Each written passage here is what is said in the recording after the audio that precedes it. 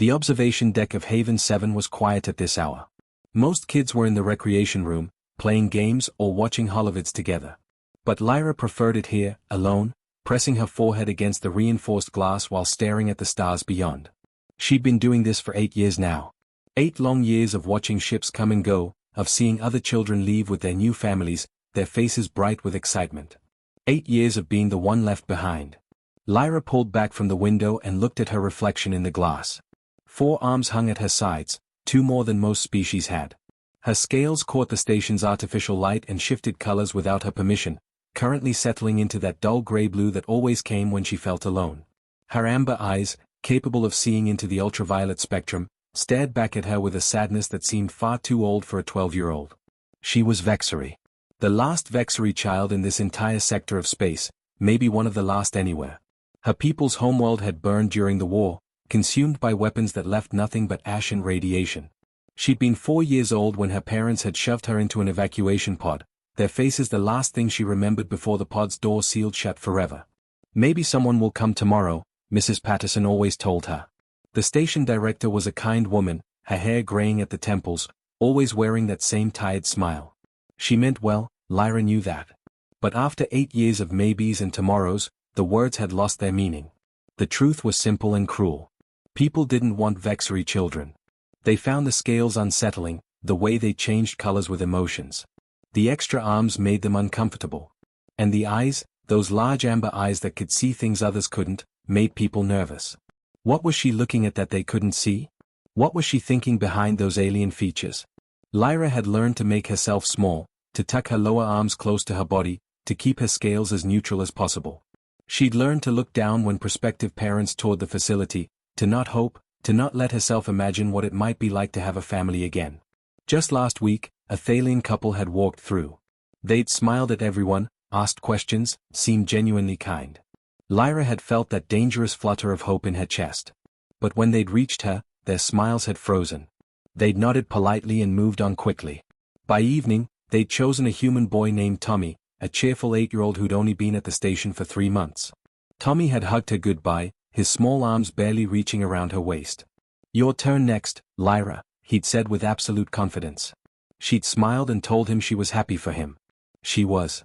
But after he'd left, she'd come here to the observation deck and whispered to her reflection the truth she'd known for years. "No one will ever adopt me." The words hung in the air, and her scales flickered darker. That's when she noticed him. A human man stood near the entrance to the observation deck, half hidden in shadow. He wasn't supposed to be here. This area was for the children and staff only. But he didn't look like he was lost. He looked like someone who'd been searching for something and had finally found it, even if he didn't want to admit it. He was tall, with broad shoulders that slumped slightly forward, like he was carrying something heavy and invisible. His hair was brown with streaks of gray, cut short and practical. He wore a worn jacket that had seen better days, and his left arm ended in a basic prosthetic below the elbow, the kind you got when you couldn't afford the fancy models that looked and felt real. But it was his eyes that caught her attention. They were tired, haunted even, the eyes of someone who'd seen things they wished they could forget. When those eyes met hers across the deck, Lyra expected him to do what everyone else did. Look away quickly, pretend he hadn't seen her, find somewhere else to be. He didn't.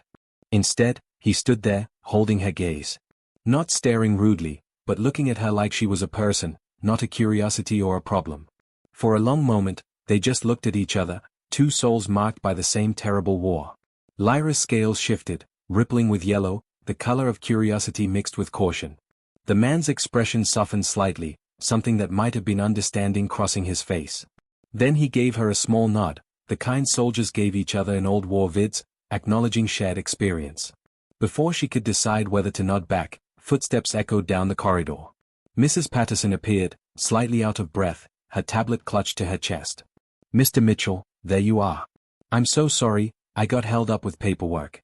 Have you been waiting long?" She glanced between him and Lyra, her expression curious. "No trouble," the man said, his voice rough like gravel, like he didn't use it much. "Just looking at the stars." "Of course. Well, let me show you to the visiting area. We have several wonderful children who'd love to meet you." Mrs. Patterson gestured back toward the corridor, already launching into her well-practiced speech about the station's programs. The man, Mr. Mitchell, started to follow her. But at the threshold, he paused and looked back at Lyra one more time. This time, he did something unexpected. He smiled.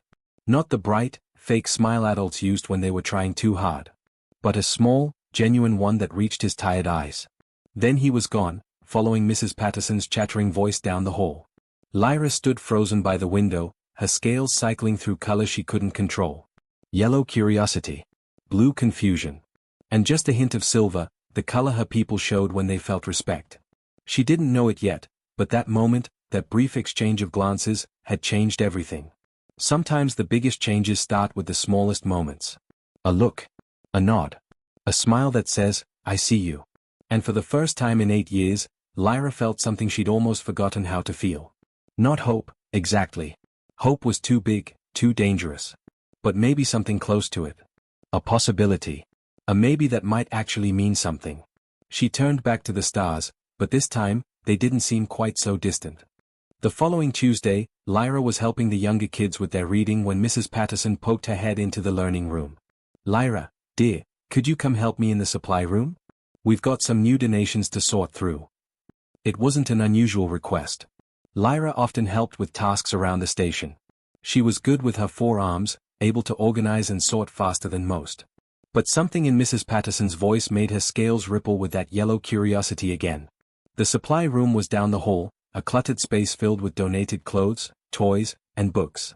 When Lyra walked in, she found Mr. Mitchell there, standing awkwardly among the boxes with a large crate at his feet. Mr. Mitchell brought some things for the children, Mrs. Patterson explained, her eyes twinkling in that way they did when she was up to something. I thought you could help him sort through it all. I'll just be down the hall if you need me. And just like that, she was gone, leaving Lyra alone with the stranger. For a moment, neither of them spoke. Lyra's scales flickered between colors, unsure. Mr. Mitchell cleared his throat and gestured at the crate. I wasn't sure what kids like these days, he said, his rough voice somehow gentler than before. So I got a bit of everything. Books, puzzles, some games. There's even some art supplies in there. Lyra approached slowly and peered into the crate. It was packed full, clearly chosen with care, not just grabbed randomly from a store. She pulled out a book, its cover showing a spaceship against a purple nebula. Space Adventures, Mr. Mitchell said. Figured kids on a space station might appreciate those. Thank you, Lyra managed, her voice quiet. The little ones will love these. They worked in silence for a while, unpacking and organizing. Lyra found herself relaxing slightly. Mr. Mitchell didn't try to fill the quiet with forced conversation or ask her invasive questions about her species. He just worked alongside her, handing her items to sort, occasionally commenting on something in the box. You're good at that, he said after watching her organize a pile of art supplies with practiced efficiency, all 4 hands moving independently. Coordinating all 4. Must take a lot of practice. Most people either ignored her extra arms or stared at them uncomfortably. He just acknowledged them like they were normal. I've had them my whole life, she said, a hint of humor in her voice. Gives me an advantage in sorting donations. The corner of his mouth quirked up. I bet. As they worked, Lyra noticed things about him. The way his prosthetic hand moved a bit slower than his real one, how he compensated without even thinking about it. The scars on his neck that disappeared under his collar. The way his eyes would sometimes go distant, like he was somewhere else entirely, before snapping back to the present. You were there, she said suddenly. On Vexa Prime. During the evacuation. He went very still. You looked me up. The station has public records. I was curious. Her scales shifted to orange, the color of nervousness. I'm sorry. That was probably rude. No, he said quietly. No, you have a right to know. Yeah, I was there. Terran Defense Corps, rescue operations. He was quiet for a moment. I'm sorry we didn't get there sooner. Lyra's hand stilled on a puzzle box. You saved 200 people. I read the reports. Wasn't enough. It was everything to those 200. Their eyes met again, and Lyra saw the weight he carried, the guilt that matched her own survivor's burden. She understood then why he'd come to the station, why he kept coming back. Is that why you're here? She asked softly. Because you couldn't save everyone? James, she'd started thinking of him by his first name in her head, let out a long breath. Maybe. I've been drifting since the war ended. Cargo runs, odd jobs, never staying anywhere long. Then I saw this station on a supply run and I just... I couldn't leave. Over the next few weeks, he kept coming back. Every Tuesday and Friday, like clockwork. He'd bring things for all the kids, play games with the younger ones, help fix broken equipment. But he and Lyra always ended up talking. She taught him words in Vexary. Simple ones at first. Tava for hello. Myra for thank you. Kistar for friend. He practiced them carefully, his human tongue struggling with the subtle harmonics, but he tried. He told her about Earth, about oceans that stretched beyond the horizon, mountains that touched the clouds, forests so thick you could walk for days and never see the same tree twice. He described rain, real rain falling from the sky, not recycled water from station systems. The way seasons changed, turning leaves gold and red. Would you want to see it? He asked one day. Earth, I mean. Lyra's scales rippled through several colors. I don't know. It sounds beautiful, but also, big. Overwhelming. Yeah, he agreed. It can be. But it's also got quiet places. Small towns, peaceful corners. Places where you can just, be. She wanted to ask if he was offering, if this was leading somewhere, but she was afraid to hope.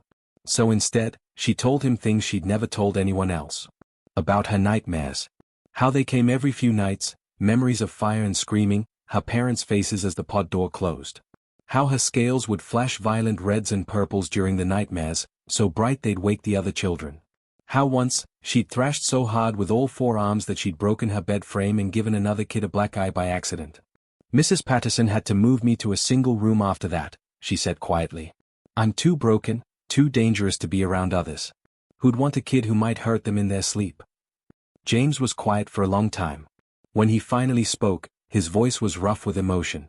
Kid, we're all broken. I wake up most nights thinking I'm still planetside, still hearing the bombs. I've punched walls, screamed myself awake, the whole deal.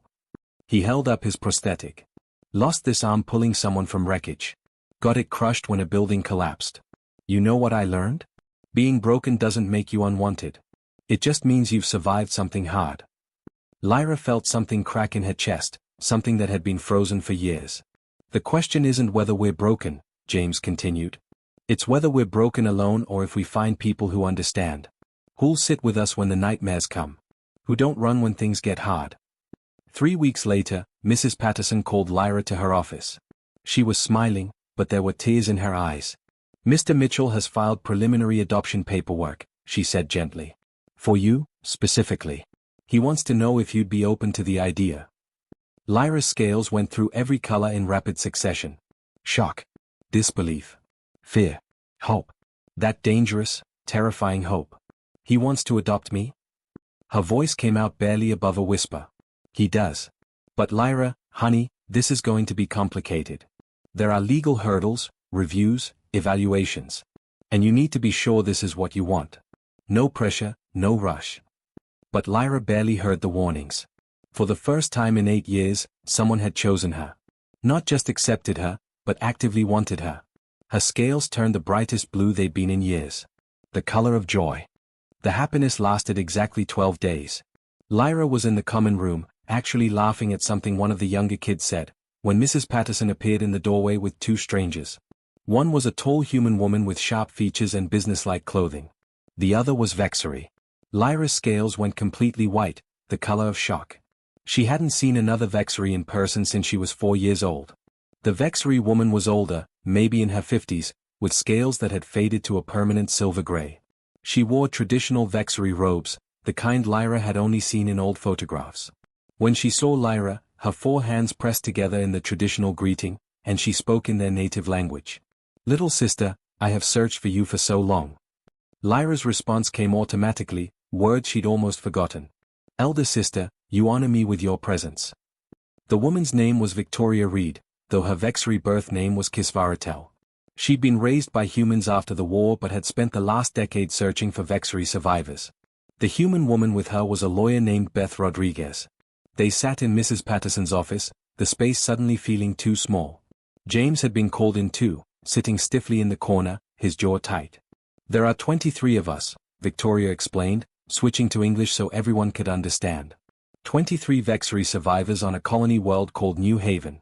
We've built a community there, small but growing. We're trying to preserve what we can of our culture, our language, our traditions. She pulled out a tablet and showed them images. Simple buildings with the flowing architecture Vexery preferred. Gardens growing plants from seeds saved from the homeworld. Children, actual Vexery children, playing together. There are 5 young ones there now, Victoria continued. Ages 6 to 15. They've been asking for Lyra since we found her records. They want to meet her, to have another friend who understands. Lyra stared at the images, her scales cycling through colors too fast to name. Other Vexery kids. People who looked like her, moved like her, saw the world like her. What are you asking? Mrs. Patterson said carefully. Beth, the lawyer, leaned forward. We're formally requesting that Lyra be placed with the Vexery Remnant Council.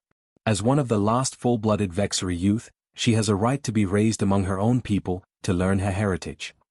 She has a pending adoption, James said, his voice tight. We're aware, Beth replied, not unkindly. And we respect Mr. Mitchell's intentions. But this is a matter of cultural preservation. The Vexery people are dying out. Every child matters. Every connection to our past matters. Victoria turned to Lyra directly. I'm not here to force you, little sister. But I want you to see what's waiting for you. A real Vexery home. People who can teach you things I'm sure you've forgotten. The poetry of our people, the meditation techniques, the star songs we used to sing. You wouldn't be alone anymore. You'd be with family. Lyra couldn't speak. Her throat had closed up entirely. Can I have some time? She finally managed. To think about it. Of course, Victoria said gently. We're not going anywhere. That night, Lyra couldn't sleep. She lay in her small room, staring at the ceiling, her mind spinning. 2 futures stretched before her, and both felt impossible. The next morning, Victoria took her on a virtual tour of New Haven. They sat in a private viewing room, the hollow projection surrounding them with images of the colony. It was beautiful in a way that made Lyra's chest ache. The buildings were painted in the traditional blues and purples of Vexery architecture. Gardens bloomed with flowers she recognized from childhood memories so old they felt like dreams. And the people, the Vexery survivors, welcomed her through the screen with such warmth that made her scales glow. An elderly man showed her memory crystals from before the war. Cities of light and music, where buildings sang in the wind and art was created with chromatic patterns that only Vexery eyes could fully appreciate. He played recordings of Vexery poetry, words that painted emotions in ways no other language could match. A young woman, barely 20, taught her a traditional greeting dance, all 4 arms moving in patterns that felt both foreign and deeply familiar. Your mother would have taught you this, she said softly. On your 10th birthday. The children swarmed her with questions. What was station life like? Did she remember the homeworld? Could she still speak Vexery? Did she know any of the old songs? Lyra found herself crying without realizing it, her scales flickering through every shade of grief and longing. But she also noticed other things. The way they looked at her with such hope, such need. The way the elders spoke about preserving the race, about duty, about what she owed to her people. They didn't just want her. They needed her to be something. A symbol. A living memory. A promise that Vexery culture wouldn't die. When the tour ended and the hollow projection faded, Victoria sat beside her. I know it's overwhelming, she said. But Lyra, you'd never be the odd one out again. You'd fit in perfectly. Don't you want that? Lyra didn't know how to explain that fitting in perfectly sounded almost as scary as standing out. Meanwhile, James had his own visitor. His old squad mate Danny Torres arrived at the station unannounced, carrying official military documents. Lyra found them in the docking bay, their voices echoing off the metal walls. She hung back, not wanting to intrude, but unable to walk away. They need you to testify, James, Danny was saying. Commander Pierce ordered those civilian sectors bombed. You were there. You saw it happen. You tried to stop it. I know what I saw, James said, his voice hollow. Then why won't you come forward? The tribunal's been dragging on for months. Your testimony could end this. Because I'm tired, Danny. Tired of reliving it. Tired of being that person who survived when so many didn't. So you're just going to hide on a cargo ship forever? That's not the James Mitchell I knew. Maybe that James Mitchell died on Vexa Prime. Danny grabbed his friend's shoulder. Bull. You're here, aren't you? At an orphanage, trying to adopt a kid. That's not hiding, man. That's living. James pulled away. And what if I lose her? What if testifying drags everything out and the adoption falls through? What if she chooses to go with her own people and I've put her through hell for nothing? Lyra's scales went pale. She hadn't realized how scared he was, how much he was risking just by trying. Then at least you tried, Danny said quietly. At least you stood up for something. That kid in there, she deserves someone who fights for what's right, even when it's hard. Show her what that looks like. After Danny left, Lyra found James sitting alone on a cargo container, his head in his hands. I heard, she said simply, climbing up to sit beside him. Sorry you had to see that. Why didn't you tell me? About the tribunal? James was quiet for a long time. Because I didn't want you to think I was using you. Trying to fix myself by fixing someone else's life. Is that what you think you're doing? I don't know anymore. He looked at her, his eyes red. Maybe Danny's right. Maybe I'm just running from one thing to another, never actually dealing with anything. Lyra's scales shifted to silver, that color of respect, of understanding. You know what I think? I think you're brave. Coming here, trying to adopt me even though you're scared. That's not running. That's the opposite. Kid, I'm terrified. What if I'm not good enough? What if I mess this up? What if you don't? Lyra countered. What if we both mess up sometimes and that's okay? They sat in silence, two broken people trying to figure out if broken pieces could fit together. The next day, Mrs. Patterson gathered everyone together. Victoria, Beth, James, and Lyra. The room felt charged with tension. Lyra stood up, her four hands trembling slightly. I need to say something, she began, her voice stronger than she felt. I'm tired of being a symbol. Victoria, I know your people need me. James, I know you're trying to make up for the past. But can't I just be a kid who needs a home? Can't I just be Lyra? The room went completely silent after Lyra spoke. Her scales were cycling through colors so rapidly they almost seemed to blur, showing just how nervous she really was. But she kept standing, kept her chin up, all four hands clenched into fists at her sides.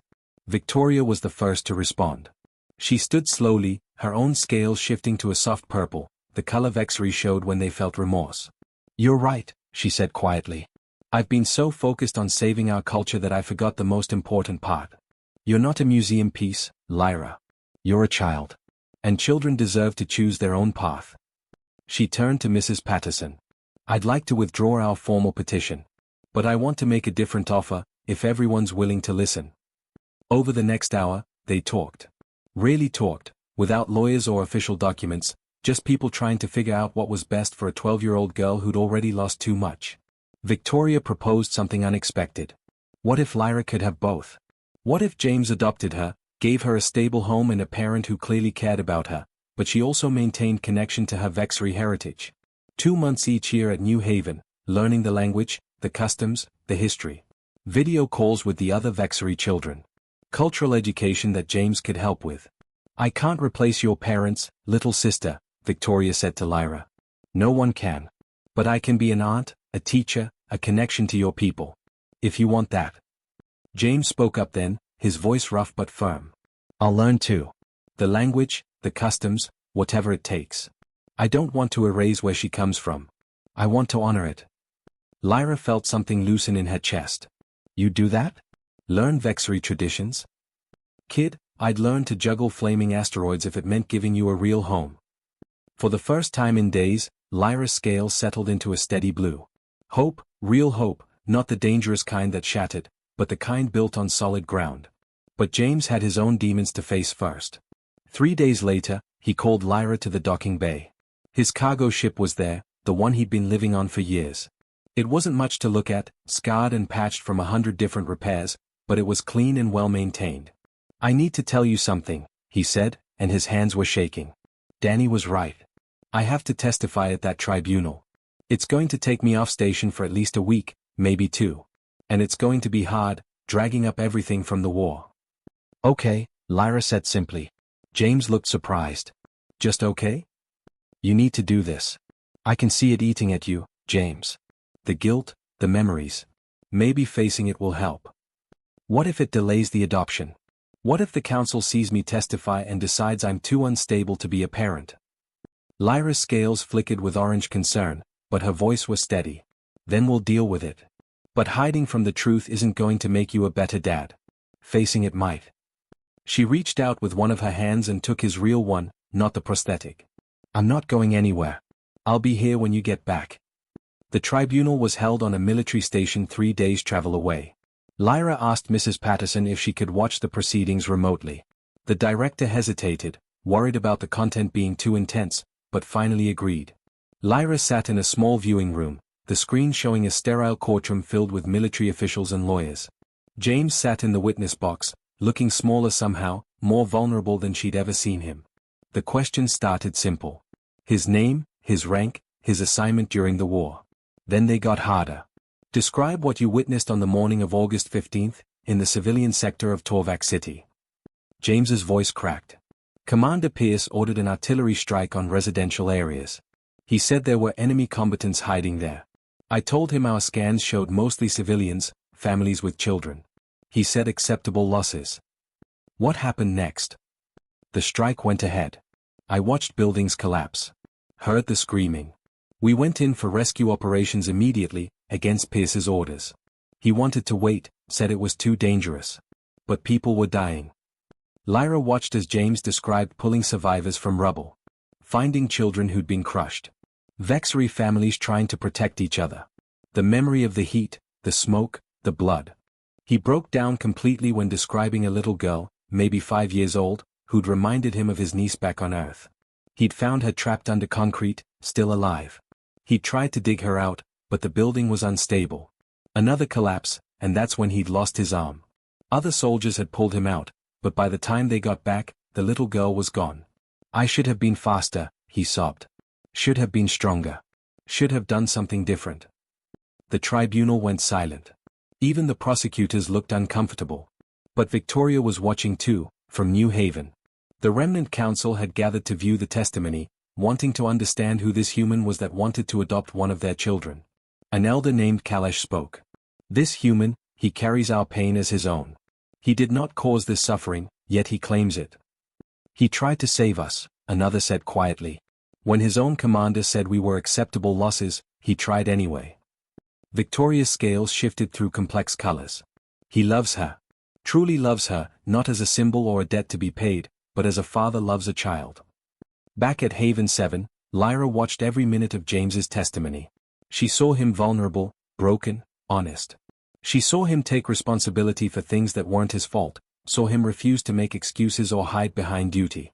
When it was over, when James finally left the witness stand looking 10 years older, Lyra made a decision. She called Victoria directly. I want James to adopt me. But I also want to come to New Haven, to learn about my people. Can we make that work? Victoria's smile was genuine. Yes, little sister. We can make that work. The next day, Lyra recorded a message for James. Mrs. Patterson helped her send it to his ship on the way back from the tribunal. I watched you testify, she said to the camera, her scales glowing steady blue. I saw you tell the truth even though it hurt. I saw you take responsibility for things that weren't your fault. That's what real courage looks like, James. Not pretending you're not scared or broken, but showing up anyway. She took a breath. I want you to be my dad. If you still want me. And I want to visit New Haven too, to learn about my people. Victoria says we can do both. That I don't have to choose. Is that okay? When James's ship docked 3 days later, he walked into the station with tears streaming down his face. Lyra ran to him, all 4 arms wrapping around him in a hug that knocked him back a step. I got your message, he whispered into her hair. And yeah, kid. That's more than okay. That's perfect. Mrs. Patterson appeared with official documents, her eyes misty. The Terran Adoption Council and the Vexery Remnant Council have both approved. They want a 6-month trial period, with regular check-ins and counseling for both of you. But James, Lyra, you're officially a family. Lyra's scales exploded into gold, pure radiant gold, the rarest color, the one that meant joy so profound it couldn't be contained. Victoria appeared on a video call, the entire New Haven community crowded behind her. Welcome to the family, both of you. We'll see you in 3 months for your first visit. James looked down at Lyra. Ready to start our life together? She grinned up at him. I've been ready for 8 years. The cargo ship looked different somehow when Lyra saw it the second time. Maybe because now it wasn't just James's ship. It was going to be her home. James stood at the airlock, nervously rubbing the back of his neck with his real hand. So, I know it's not much. It's definitely not fancy. But I've been fixing it up over the past week. Made some changes. They walked through the narrow corridors, past the engine room and storage bays, until they reached what used to be a cargo section. James had completely transformed it. The walls were painted a soft blue, close to the color Lyra's scales turned when she was happy. There was a Real bed, not a military bunk, with blankets in shades of purple and silver, traditional Vexery colors. A desk sat against one wall, and above it, someone had painted a mural of stars, constellations from both Earth and what remained of Vexery astronomical charts. But what made Lyra's breath catch were the lights. James had installed full-spectrum lighting panels, the expensive kind that could shift through wavelengths her eyes could see but human eyes couldn't. Right now they glowed with soft ultraviolet undertones, exactly like the natural light of her lost homeworld. Victoria helped me get the specs right, James said quietly. For the lights, I mean. She said Vexery kids need certain wavelengths for proper development. And the paint, the colors, she said these were traditional for a child's room. Lyra walked in slowly, touching everything. The desk had art supplies, way more than the station ever had. The shelves held books in both English and Vexery. There was even a small meditation cushion in the corner, the kind used for traditional Vexery practices. There's this too, James said, pressing a button. Soft padding deployed from the walls and floor. For when you have nightmares. The padding will keep you from hurting yourself if you thrash around. And the walls are soundproof so you don't have to worry about waking me up. Though honestly, kid, I'm up most nights anyway. Lyra's scales cycled through so many colors she couldn't track them all. You did all this in a week. Had help. Danny came by. Mrs. Patterson sent some supplies. Victoria video called about 17 times to make sure I got the cultural stuff right. He smiled awkwardly. Turns out a lot of people wanted to help. That first night was strange. Lyra had her own room with a door that closed. Privacy, real privacy, for the first time in 8 years. But it also felt too quiet, too isolated. She lay in bed, staring at the ceiling, her scales flickering with anxiety. Around midnight, she heard movement in the corridor. Footsteps, then silence. More footsteps. James was pacing. She got up and found him in the small galley, sitting at the table with a cup of coffee gone cold. He looked up, startled. Sorry, did I wake you? No. Couldn't sleep. She climbed into the chair across from him. You either? Old habits. I'm not used to having someone else on the ship.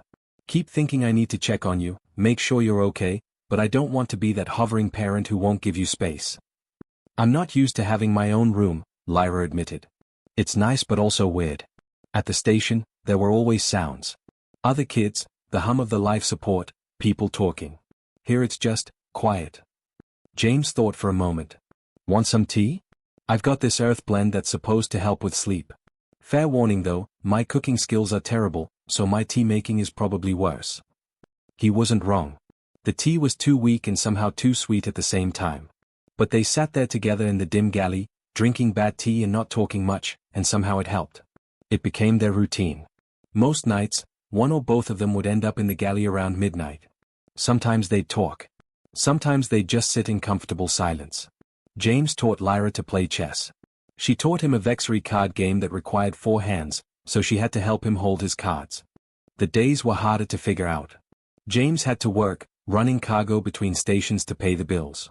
But he'd set up a full virtual learning program for Lyra, connecting her to teachers across multiple stations. She was smart, tested well ahead of her age group in most subjects. But simple things were complicated. Like eating. What do you mean you don't eat meat? James asked on the third day, staring at the meal he'd just heated up. Vexery are vegetarian. Well, mostly. We can eat certain fish, but only specific kinds, and definitely not whatever that red stuff is. James looked at his plate of beef stew like it had betrayed him. I'm an idiot. I should have asked. I should have researched. It's okay, Lyra said, even though her stomach was growling. I can just eat the vegetables out of it. No. No, that's not okay. James pulled out his tablet and started searching. There's got to be Vexery recipes somewhere. Or at least vegetarian stuff you can eat. They spent the next hour finding recipes, ordering supplies, and making a complete mess of the galley trying to cook something called lentil curry. It was lumpy and oversalted and probably not even close to authentic, but they'd made it together, and that felt important. We're going to get better at this, James promised. All of it. The food, the routines, the whole family thing. We don't have to be perfect, Lyra said, her scales shifting to that steady blue. We just have to try. School was another adjustment. Lyra excelled at math and science but struggled with Earth history. She'd never heard of World War II or the Renaissance. Her history was different, filled with vexillary dynasties and conflicts James had never learned about. So they studied together. James would learn about ancient vexillary civilization while Lyra learned about human culture. They'd quiz each other over breakfast, getting things wrong as often as they got them right, laughing at their mistakes.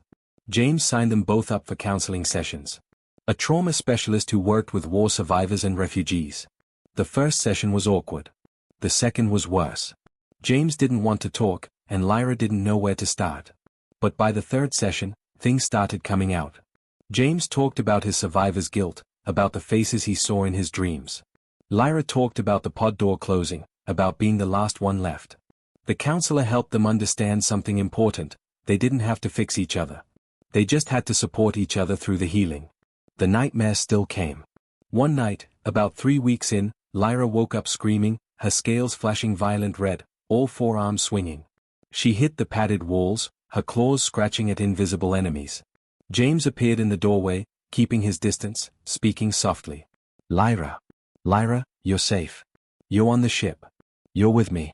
Come back, kid. It took several minutes for her to calm down, her scales gradually shifting from red to orange to yellow and finally to blue. She was shaking, curled up in the corner of her bed. I'm sorry, she whispered. I'm sorry, I can't control it. James sat down just inside the doorway, not crowding her. Nothing to apologize for. I get it. Some nights I wake up thinking I'm still planet-side. Last week I punched the wall so hard I cracked the panel. Really? Really? Check the corridor outside my quarters. There's a patch job that's a totally different color. He smiled sadly. We're both works in progress, kid. That's okay. As the weeks turned into months, life on the ship started feeling normal. They developed inside jokes. James's terrible cooking became a running gag. Lyra's tendency to leave things on every available surface with her four hands drove James crazy in a fond, exasperated way. They picked a new name for the ship together. James wanted her input, said it was her home now too. After going through dozens of ideas, they settled on Hope of Vexa, painted in both English and vexillary script on the hull. Danny came by to help with the painting, and Mrs. Patterson sent a bottle of champagne to christen it properly. 3 months after the adoption, it was time for their first visit to New Haven. Lyra was nervous, her scales flickering between colors as they approached the colony world. What if they don't like me? She asked. What if I'm not vexillary enough for them? Then they're idiots, James said firmly. You're exactly vexillary enough. You're you, and that's all you need to be. The landing was overwhelming. Victoria was there with at least a dozen other vexillary, all of them greeting Lyra in traditional ways she barely remembered. The children swarmed her immediately, pulling her toward their play areas, asking 1,000 questions. But what surprised her was how they treated James. With respect, with gratitude, with acceptance. They invited him to meals, taught him proper vexillary greetings, included him in everything. One evening, the elder Kalash sat with James while Lyra was off learning traditional songs with the other children. You have given her something we could not, the old man said. A parent's love, freely given, expecting nothing in return. That is rarer than you know. She's given me just as much, James replied. Maybe more. A reason to stop running. A reason to try being better. Their 2 months at New Haven were filled with learning. Lyra absorbed vexillary culture like she'd been starving for it, and maybe she had been. But she also talked about the ship, about James, about their life together. She wasn't choosing between two worlds. She was bridging them. When it was time to leave, the goodbyes were tearful but not devastating. Because now there was a plan, a future. They'd come back. They'd video call every week. The connection wasn't broken anymore. Back on the ship, heading toward their next cargo run, Lyra stood on the observation deck, watching New Haven shrink in the distance. James came to stand beside her. You okay? He asked. Lyra's scales shifted to gold, that rare, beautiful color. She took his hand with two of hers. Yeah, she said, and meant it. I'm home. Not home on the ship, or home at New Haven, but home in the space between, in the family they'd built from broken pieces. Home in the understanding that sometimes the best families aren't the ones you're born into, but the ones you choose and who choose you back. James squeezed her hands gently. Me too, kid. Me too. And as they stood there, Human and Vexary, father and daughter, two survivors of the same war who'd found each other against all odds, the stars stretched endlessly before them, full of possibility.